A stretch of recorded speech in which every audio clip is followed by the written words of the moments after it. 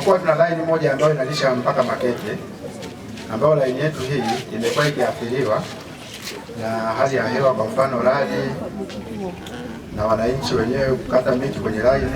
Lakini kwa sasa tunajenga laini nyingine ambayo tunaenda kulisha hospitali ya rufaa ya mkoa ya Wikiche, ambao wananchi wa Ramadhani, Maheve, wananchi wote wa hapa karibu tutawaunga kwenye hiyo laini.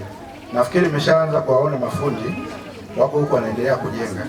Kwa hiyo hivi karibuni mwaka huu wa bajeti unaoenda kukamilika, mtakuwa mnatumia laini yenu wenyewe ambao haiendi upande wa Makete wala upande wa Wandengongo.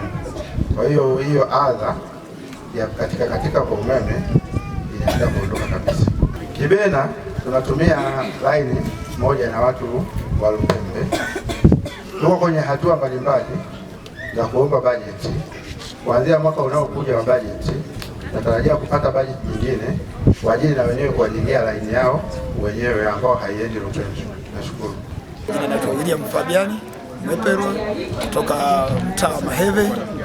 Pale Maheve najishughulisha na mambo ya ufundi wa umeme, lakini kwa jitihada za umeme kwa kweli TANESCO wanafanya kazi kwa uwezo wao, na hata likitokea tatizo kwa kweli mimi ni mmoja wa kuwapa taarifa. Huwa wanajitahidi sana kuweza kufika kwa wakati na kuweza kurekebisha. Sasa hizi kwa miundombinu hii waliokuwa wanaendelea, je, kweli mambo ya usumbufu wa umeme ilikuwepo, lakini sasa hizi kwa jitihada wanayofanya tunaona kazi, wanajituma moyo wote, wanafanya kazi vizuri, na tuna matumaini kwamba ndani ya miezi miwili mitatu mambo yanakuwa vizuri.